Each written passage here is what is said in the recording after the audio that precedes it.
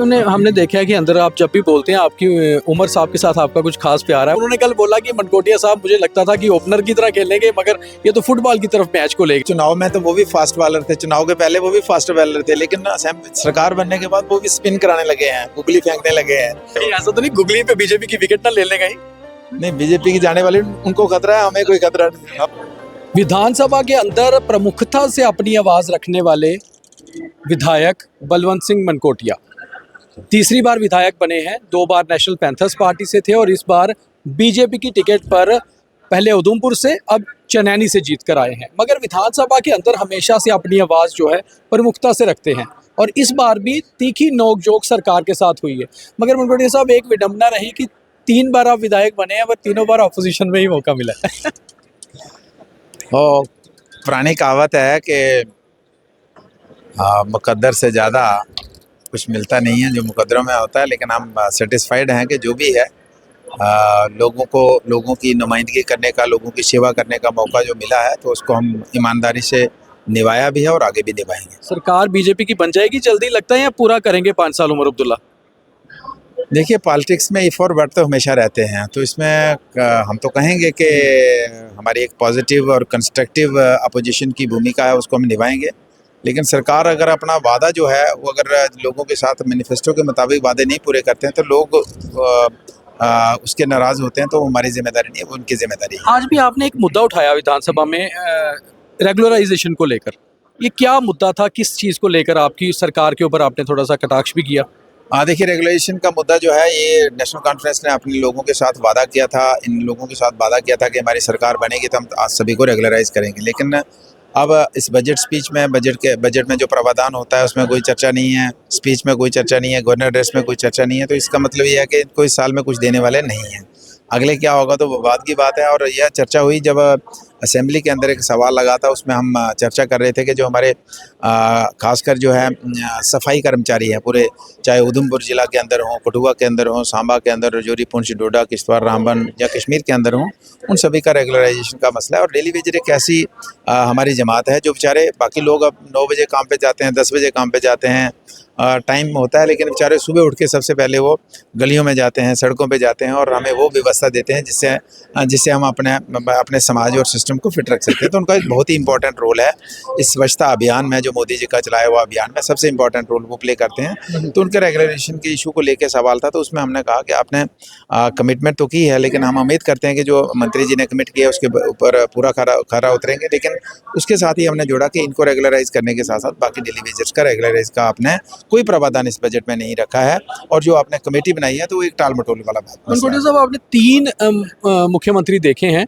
और ये चौथी सरकार भी आप देख रहे हैं ऑपोजिशन के तौर पे। पहले जब आप बने थे तो मुफ्ती साहब रहे, फिर आज़ाद साहब आए, फिर उमर साहब आए, एक बार मुख्यमंत्री अब दोबारा आए। आपको लगता है कि ये डेली वेजर का मसला शुरू से आप उठाते भी रहे हैं, रहा भी है, कहीं ना कहीं बहुत अन्याय इन लोगों के साथ हुआ है और सरकारें इन्हें टालती ही रही हैं?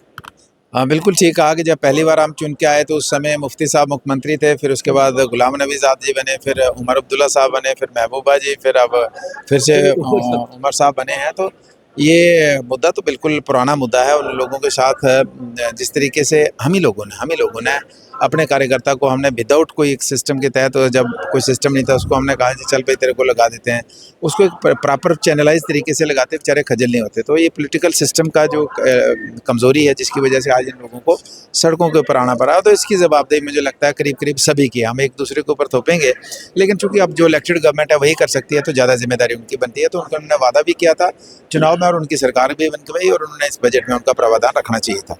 हमने देखा है कि अंदर आप जब भी बोलते हैं आपकी उमर साहब के साथ आपका कुछ खास प्यार है, वो आपका ज़रूर नाम लेके कटाक्ष करते हैं और आप ही उनकी तरफ। उन्होंने कल बोला कि मनकोटिया साहब मुझे लगता था कि ओपनर की तरह खेलेंगे, मगर ये तो फुटबॉल की तरफ मैच को ले गए जब बजट की आप स्पीच कर रहे थे। तो खास तौर पे वो आपको ध्यान देते हैं कि कहीं ये कुछ खास बात रह गई है, क्योंकि ज़्यादा प्यार है आपके साथ? हाँ, देखिए, चुनाव में तो वो भी फास्ट बॉलर थे, चुनाव के पहले वो भी फास्ट बॉलर थे, लेकिन सरकार बनने के बाद वो भी स्पिन कराने लगे हैं, गुगली फेंकने लगे हैं। तो इसलिए अब जब असेंबली में बजट के ऊपर चर्चा थी तो डेफिनेटली उन्होंने भारतीय जनता पार्टी के ऊपर एलिगेशंस लगाए, तो हमने उन एलिगेशंस को काउंटर एलिगेशन किया कि जो एलिगेशन आप लगा रहे हैं तो वो तो ऐसा नहीं है।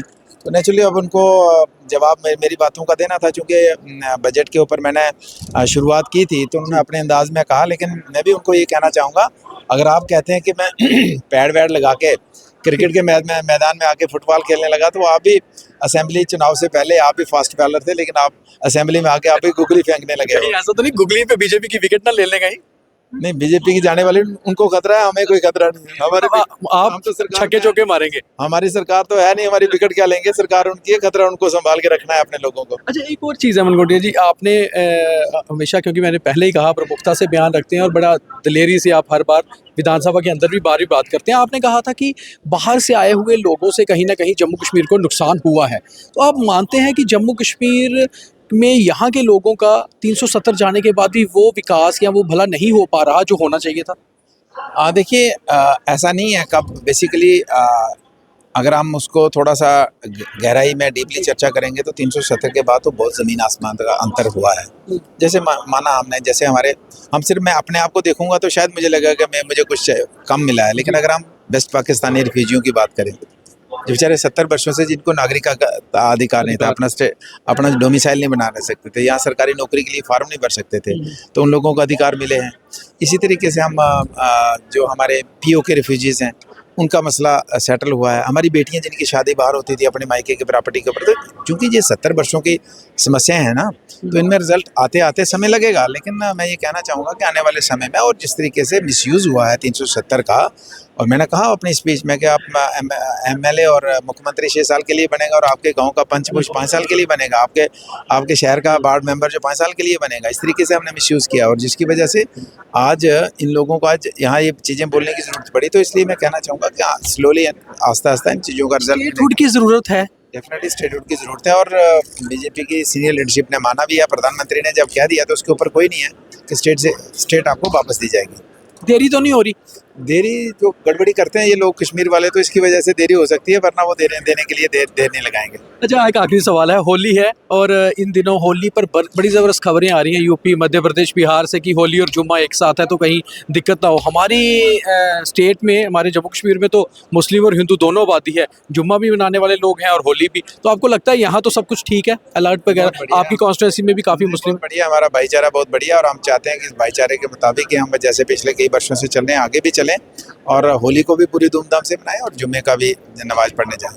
बहुत धन्यवाद। तो Balwant Singh Mankotia, fire brand leader BJP के, जिन्होंने साफ तौर पे कहा कि स्टेटहुड की ज़रूरत तो है, डेफिनेटली आनी चाहिए, मगर कश्मीर के लोग जो हैं वो गड़बड़ी करते हैं इसलिए नहीं आती। और ये उमर अब्दुल्ला पर कटाक्ष कर दिया है कि चुनाव से पहले तो फास्ट बॉलर थे, अब स्पिन फेंकने लगे हैं और बीच बीच में गुगली भी फेंक रहे हैं।